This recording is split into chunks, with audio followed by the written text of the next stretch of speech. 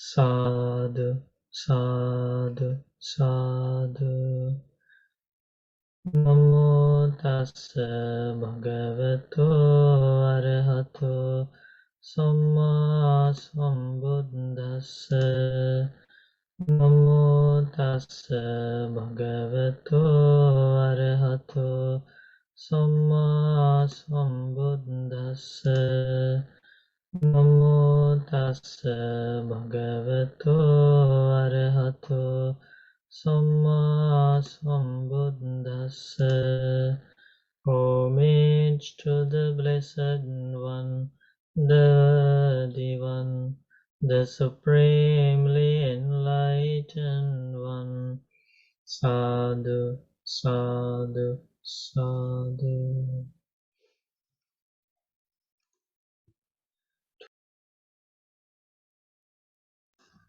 Have you seen the Stupa at Winnipeg, Winnipeg Buddhist monastery?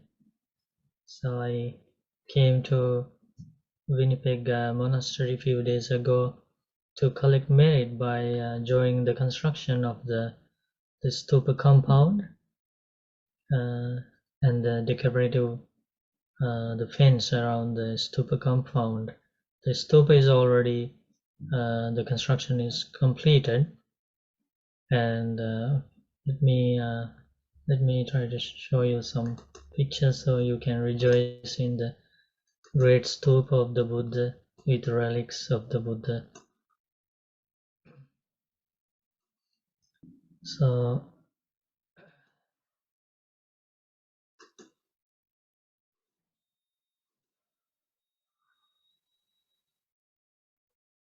yeah, this is the beautiful stupa of the Buddha.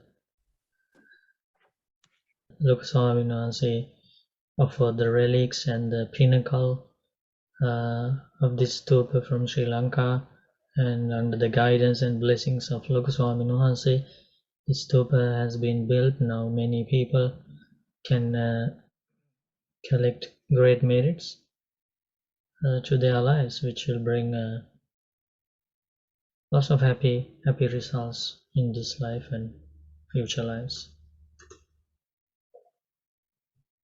Amita Samadhi Bhante is the chief Bhante here.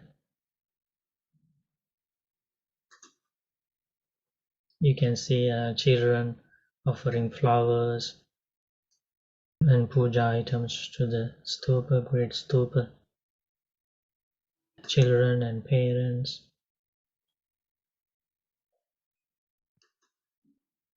When was it finished, Bhante? The stupa construction was finished, I think, a few months ago. I believe it was in March, Bhante. In March, yes. Okay, and then they started building the stupa compound. Stupa compound. You see these people are sitting on this stupa compound, and they have put these landscaping slabs, interlock slabs, and it is also completed now. People have donated all the slabs and sponsored all the expenses. And now they are building a beautiful, like, decorative concrete fence around the Stupa Malua, Stupa compound.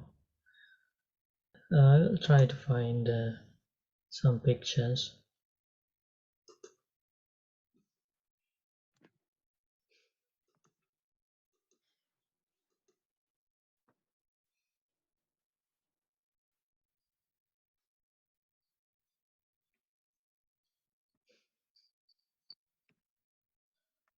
Bhante, a few of us actually participated when he was just starting to build the stupa.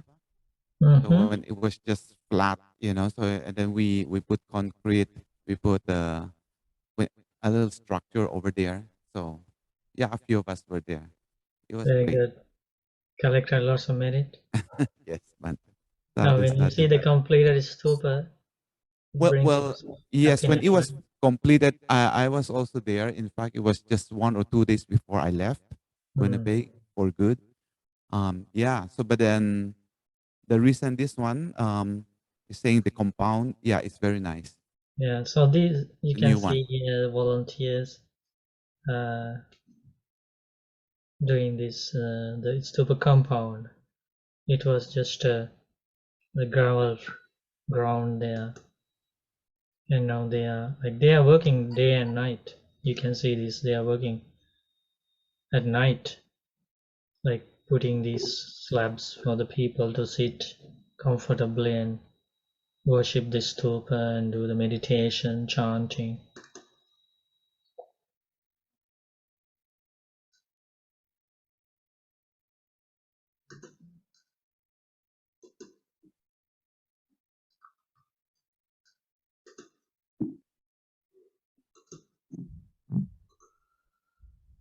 That's how you lay the slabs one by one.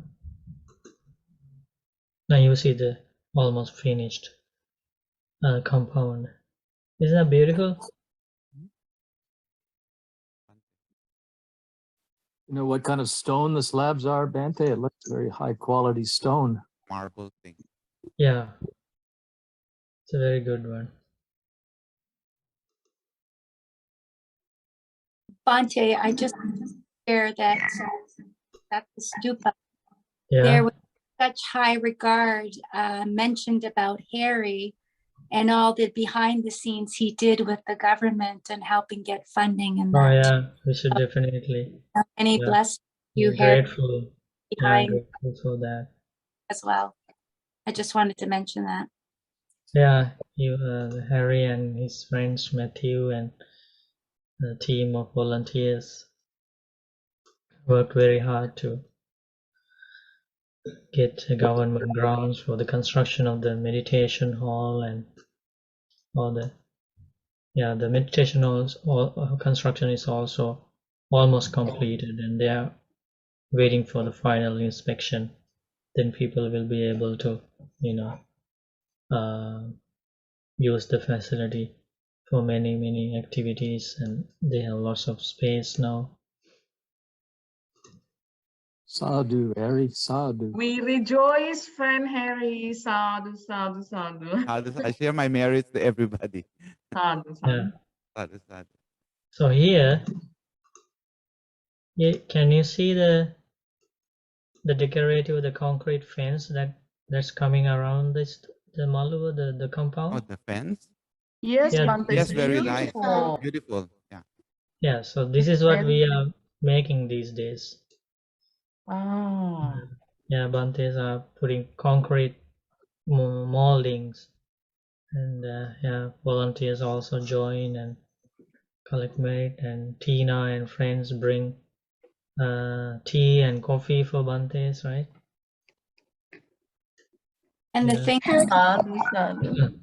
the Bante that I love seeing, when they created some of the fence was in the back, a child was there and was a part of this as well, and seeing it and smelling the cement and everything. I'm sure that that will be impacted for that child's life for the rest of his life. Yeah, definitely. Yeah. These are This- powerful good karma things. So this concrete fence, it's originally like this design is from India.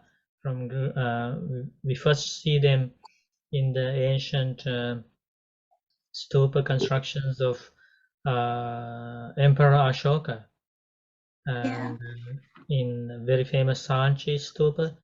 Also, you see something similar to this, and then this kind of concrete fencing around the stupas. So I share all the merit, all the Bantes are collecting here, doing service to the stupa, to the great Buddha, and we share all the merit with all these Dhamma friends May you rejoice in all the merits generated by Bhantes and all the volunteers here, all the donors, and all the Kalyanamitas, and rejoice in that merit. And may this merit help all of you to rejoicing merit help you to attain supreme bliss, true happiness. Sadhu, sadhu, sadhu. We rejoice, Bhante. And I also invite all these Kalyanamitas to visit these stupas, these sacred sites. And we have a great stupa at Toronto Monastery. Now we have a great stupa at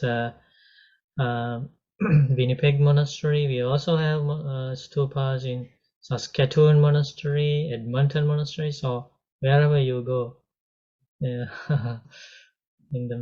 those provinces, you can see beautiful stupas. Very rare. You can see ordinary buildings everywhere. You can look at those ordinary buildings every day or throughout your life, but you won't get any merit basically by looking at those ordinary constructions. But amazingly, when you look at a stupa, when you even in the distance, and if your mind is confident, and if the qualities of the Buddha come to your mind, and thinking that this is the great stupa of the Buddha, the stupa has been built enshrining the relics of the holy relics of the Buddha. With that confident heart, if you approach a stupa, Buddha teaches you gain immense good karma. That's amazing. Yeah, as soon as Buddha, like before the Buddha passed away, Buddha gave all these instructions how to build the stupa and the benefits of building a stupa, benefits of having confident mind towards a stupa. Now all these instructions are in the Mahaparinibbana Sutta. And then Ananda Bhante learned them very well and shared those information with the world. And that's how these stupas were built. First in India, all over India, the stupas were built. And especially like King Ajatasattu, and then Emperor Ashoka, and he built like 84,000 stupas all around India. You can still see the ruins, the ancient sites in India if you go on a pilgrimage. And then Sri Lankan kings started building stupas. They received relics from India, the great the Buddha's relics and the enlightened monks and nuns relics. And now you can see stupas all over Sri Lanka, like all over Sri Lanka. So people have a very rare opportunity to see this extraordinary structure among the ordinary structures on earth. Sadhu, sadhu. Bante. Hmm. Bante, I'm not sure if I have mentioned this to you or maybe to Bante Samadhi. So remember, so when after we had everything done and then we had the ceremony, remember done with the two MLAs. So one is one of them is my direct contact, Andrew Smith, the guy, and then there's a woman, right? So I learned. So my friend Andrew Smith, he is a MLA, so member of Legislative Assembly in Manitoba. And after I left last year, I learned in November of last year he got promoted, minister of Culture, Sports, Heritage. Yeah. So out of the blue, he got promoted. Yes. So I think he got his good karma, you know, and got his merits. Yeah. I congratulated him. Definitely. Because, you know, I couldn't reach him right now. These are powerful, like good karma. Among good karma, these are powerful good karma. Very rare. Like you don't see many stupas in this land, right? In Canada, you don't see many stupas. Very rare. And powerful good karma, and this good karma generate powerful happy results.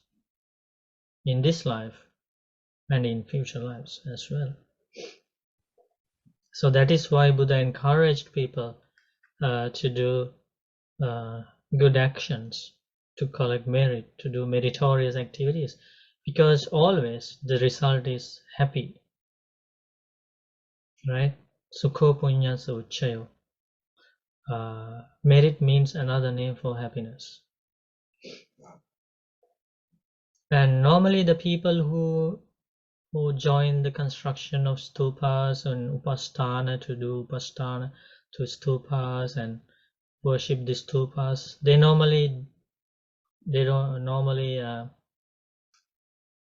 don't take rebirth in miserable places. They don't even take rebirth in human world. They directly go to higher worlds, heavenly worlds, higher worlds, because it's such a powerful good karma thing. That's why the kings who understood this had this great compassion for the people in their country. Those kings who lived in the past wanted to give that opportunity for the people. They knew the value of making merit. Yeah, we should be very grateful to Emperor Ashoka, who started basically building these stupas and sharing the relics of the Buddha with the world, with other countries.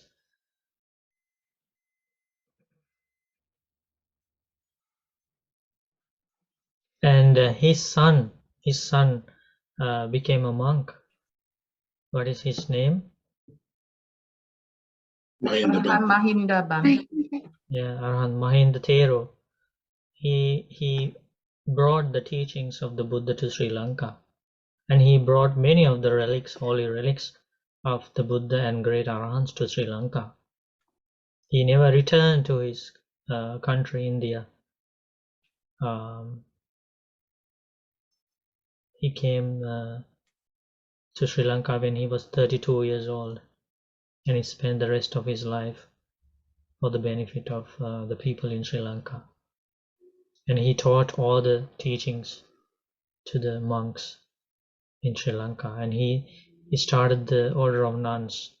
He invited his sister, she was a nun too, Arahant Sangamitta, and she started the order of nuns in Sri Lanka. She also never returned. So brother and sister, they all became amazing Kalyanamitas to the Sri Lankans. And last week we celebrated or commemorated the passing away of Arhant Mahinda Thero. It was a Poya day, and we had a program recollecting the Arhant Mahinda Thero's qualities. We had a program at Toronto, Stupa, and also in other monasteries. So we are very grateful for Arhant Mahinda Thero, who brought the teaching of the Buddha and the many relics, holy relics, to Sri Lanka. And even today we learn these teachings because of the arrival of Arhant Mahinda Thero, and he taught these teachings to the Sri Lankan monks and nuns and the people. And later the teachings for the first time in the world got written down on palm leaves in Sri Lanka, and those palm leaves were shared among other countries. The famous scholar Rhys Davies collected those palm leaves from Sri Lanka, and then he started translating into English, and that is how these teachings of the Buddha reached the West, and now we have this great collection of the discourses, and later translated into the modern English by Bhikkhu Bodhi, Bhante, Ajahn Thanisaro, and so many other famous Bhantes. That's how basically started in Sri Lanka, and everything disappeared from the Indian subcontinent, but the ruins remain as historical archaeological sites. But in Sri Lanka, it was well preserved and given to the entire world. So we are very grateful for Arhan Mahinda Thero, and we pay our homage. Sad. And then for the first time, the entire Sutta Pitaka was translated into simple Sinhalese language by our teacher, the founder of this Mahamehuna organization.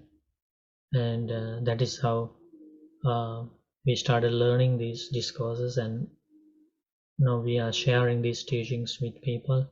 It's because of our teacher Lukuswami Mahansa's tireless effort and honest intention of sharing the pure teachings of the Buddha with the world.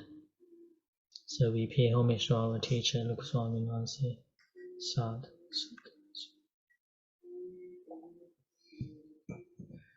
So do you have any Dhamma questions? Anything you like to ask? Okay, now Buddhaya. Yes, okay. Since we were talking about the stupas, and so have a question, like do we have any archaeological evidence of which is the first stupa built in Buddha's dispensation, Bhante? Or do we have any? Or before Emperor Ashoka, anyone else built stupa, Bhante? Yeah, so just after the passing away of the Buddha, after the cremation ceremony, the relics were distributed. Do you like to read the words of the enlightened ones about this, how it happened? Yes, Bhante. You can try to. Okay, so let's walk on the journey with me.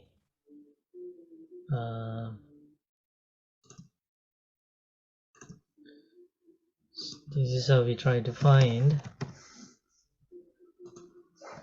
We go to the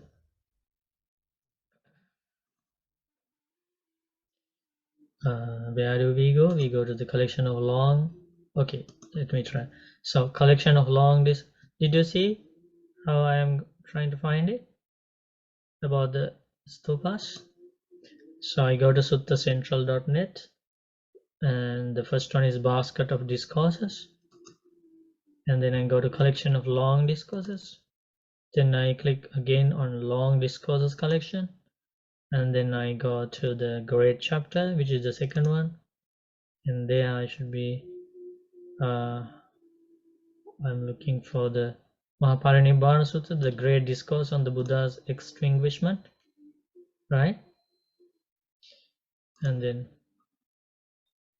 we try to find the section on the relic distribution, where you can see the very first stupas built on this earth.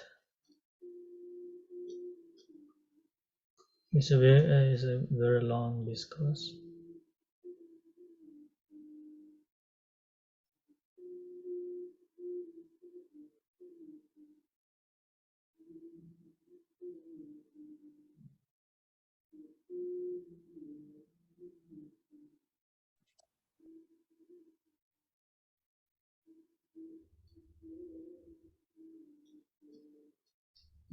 So you go all the way to the end of the Mahaparinibbana Sutta, towards the last chapters, 39, chapter 39, distributing the relics.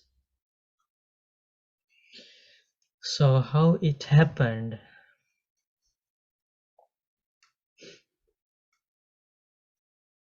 Here. Does anybody like to read?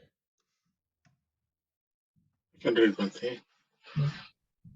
And when the Buddha's corpse was cremated, no ash or soot was found from outer or inner skin, flesh, sinews, or synovial fluid. Only the relics remained. It's like when ghee or oil blaze and burn, and neither ashes nor soot are found. In the same way, when the Buddha's corpse was cremated, no ash or soot was found from outer or inner skin, flesh, sinews, or synovial fluid. Only the relics remained. And of those 500 pairs of garments, only 2 were not burnt, the innermost and the outermost. But when the Buddha's corpse was consumed, the funeral pyre was extinguished by a stream of water that appeared in the sky, by water dripping from the sal trees, and by the mallas, fragrant water. Then the mallas made a cage of spears for the Buddha's relics in the meeting hall and surrounded it with a buttress of boughs.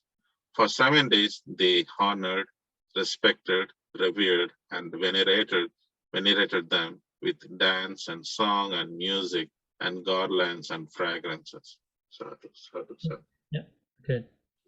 And so there were those relics after the cremation of the holy body of the Buddha, and they are called holy relics. And those relics were collected by the Mallas. Mallas are the people who lived in that area, Kushinagar. Even at present, that area is called Kushinagar. Back then, it was called as known as Kusinara. So you can see here they were honoring and respecting the relics. And now kings who had confidence in the Buddha heard about these relics, and they lived far away. India is a very big country, right? So these kings lived far away from Kushinagar, but they heard the news, and this is what happened after. King Ajatasattu of Magadha heard that the Buddha had become fully extinguished at Kusinara. He sent an envoy to the Mallas of Kusinara. The Buddha was an aristocrat, and so am I. I too deserve a share of the Buddha's relics. I will build a monument for them and conduct a memorial service. So here monument means the stupa. The Lichavis of Vesali also heard of the Buddha had become fully extinguished at Kusinara. They sent an envoy to the Mallas of Kusinara. The Buddha was an aristocrat, and so are we. We too deserve a share of the Buddha's relics. We will build a monument for them and conduct a memorial service. The Sakyans of Kapilavatu also heard that the Buddha had become fully extinguished at Kusinara. They sent an envoy to the Mallas of Kusinara. The Buddha was our foremost relative. We too deserve a share of the Buddha's relics. We will build a monument for them and conduct a memorial service. The Buddhas of Alyakapa also heard that the Buddha had become fully extinguished at Kusinara. They sent an envoy to the Mallas of Kusinara. The Buddha was an aristocrat, and so are we. We too deserve a share of the Buddha's relics. We will build a monument for them and conduct a memorial service. Aristocrat means the clan of the kings, the royal clan. So that's what they are referring to. The Buddha was from a royal family, right? Shastriya. That's why. Like that, the Kaulians of Ramagama also wanted to receive relics. The Brahmin of Vetadipa also wanted to receive relics. The Mallas of Pava wanted to receive the relics. And then what happened? When they had spoken, the Mallas of Kusinara, the people who governed that area, said to those various groups, the Buddha became fully extinguished in our village district. We will not give away a share of his relics. So they wanted to have all the relics for them. They didn't want to share. And then they started like they were almost started for a war there. Yeah. Then there was a Brahmin named Dona, and he said to the various groups of those people who needed relics of the Buddha, Here, sirs, a single word from me. Our Buddha's teaching was acceptance. It is about peace. It's about friendliness, loving kindness. It would not be good to fight over a share of the Supreme Being's relics. Let us make 8 portions, good sirs, rejoicing in unity and harmony. See, they were very lucky. There was that wise Brahmin there to talk about the harmony and unity, right? To promote the harmony, to talk about peace. Let there be monuments far and wide, so many folk may gain faith in the seer. Seer means the Buddha. So all those kings respected the words of the Brahmin Dona, and then they agreed and said, well then, Brahmin, you yourself should fairly divide the Buddha's relics in 8 portions, because there were 8 groups asking for the relics. So now they are going to divide the Buddha's relics into 8 portions. So this is how he divided. Yes, sirs, replied Dona to those various groups. He divided the relics as asked and said to them, sirs, please give me the urn. What is the urn? Urn is the container. Vessel, yeah, The vessel that container contains. Yeah, which was used to divide the relics. And I shall build a monument for it and conduct a memorial service. So they gave the donor the urn, not the relics, but even that, the container which was holding the relics became sacred and holy, and it was placed inside a stupa and worshipped by the people. The Moras of Pippalivana heard that the Buddha had become fully extinguished at Kushinara. So this is the 9th group heard about this.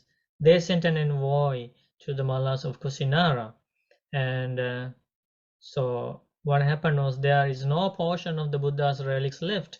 They have already been portioned out. Here take the embers, the ash from the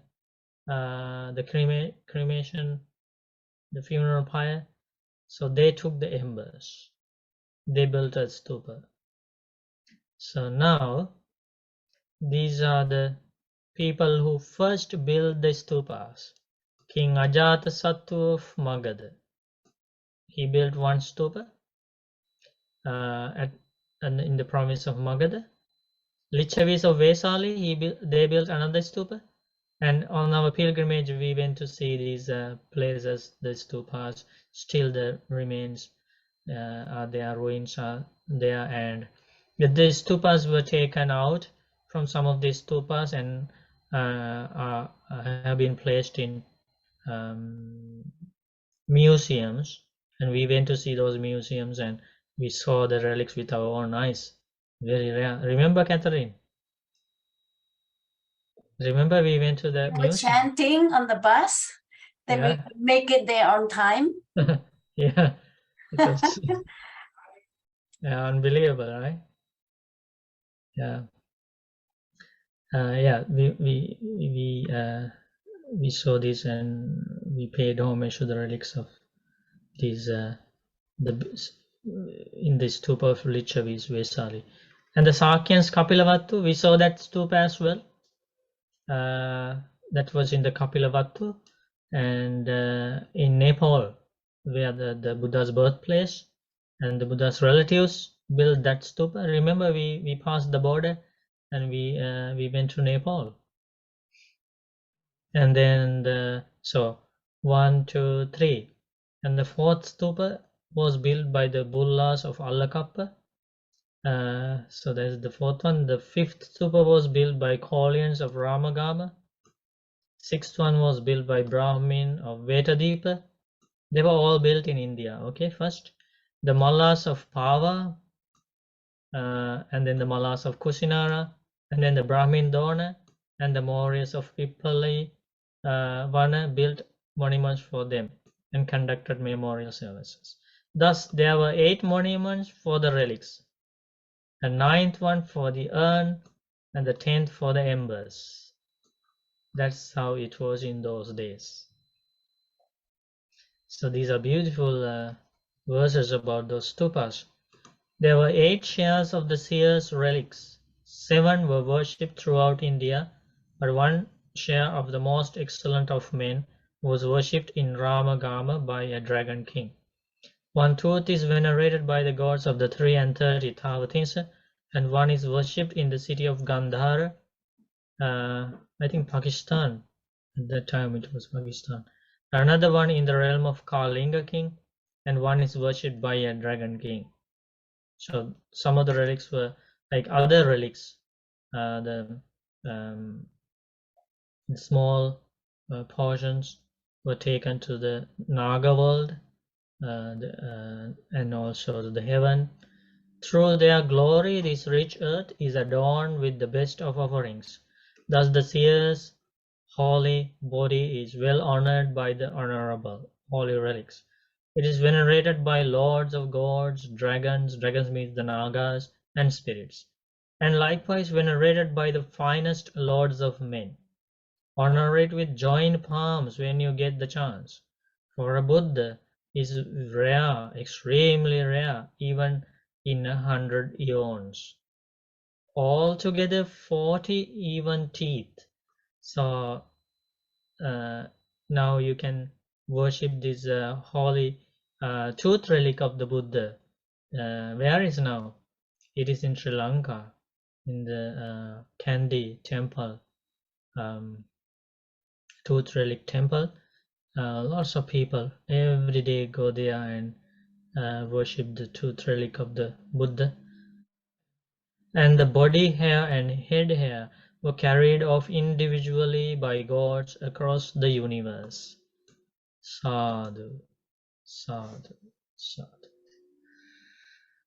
Did you learn that, Renga? You asked the question about the first stupas? Yes, Bhante. Excellent, Bhante. Thank you. Thank you. Yeah. Bante, the temple, the tooth, you cannot see the tooth itself. They don't allow you to see it, right? Yeah, Because but we before was people closed. got They the don't. opportunity, but for the safety now, Mhm.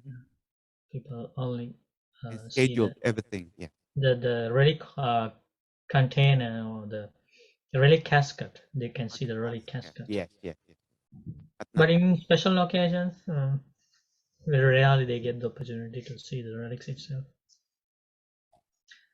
And the very first stupa built in Sri Lanka is the Tuparama stupa in Anuradhapura. You can still see that. That's the very first stupa built in Sri Lanka. Rob, you have a question? Yeah, you said earlier, it seems significant. You said that merit is another name for happiness. It's not something I've heard before. I'm just wondering if that's common. It seems important. Yeah, it's from the Dhammapada. You know the Dhammapada, the very famous book. Like translate is the main one of the books like translated into so many like hundreds of languages. A very famous book when they talk about Buddhism, Dhammapada. In that there is a verse preached by the Buddha, and the last line of that verse is Sukho Punyasa Ucchayo. Merit means another name for happiness. And also the following verse, Buddha teaches Dukkho Papas Ucchayo. Suffering means another name for demerit. Merit means another name for happiness, and demerit means another name for pain. So that means whatever happiness beings experience in this world, not only the humans, even animals, heavenly beings, whatever happiness they experience, a being experiences, right? By having delicious food, by wearing fine clothing, you know, having comfortable houses, vehicles, or any happiness come through fame, you know, power, popularity, beauty, sweet voice, or any happiness. they experience, Buddha teaches it is because of the result of good action performed by them in the past, either by practicing generosity, practicing precepts, practicing kindness, practicing patience. Because of doing such a good deed, now beings are experiencing happy things. So happiness, merit is another name for happiness. Thank you, They Bhante. have done something meritorious before. Okay, Rob? Thank you. So Bhante, when I've been saying to people, I don't need merit. I don't need merit. It's okay. So I'm saying I don't need happiness. I don't need happiness. Yeah, that's the meaning. If you Oh. say I don't need merit, that means I don't need happiness. Okay, well, I'll accept merit from now on then. Thank you. Good. That's the purpose of learning. Yes. Learning new things.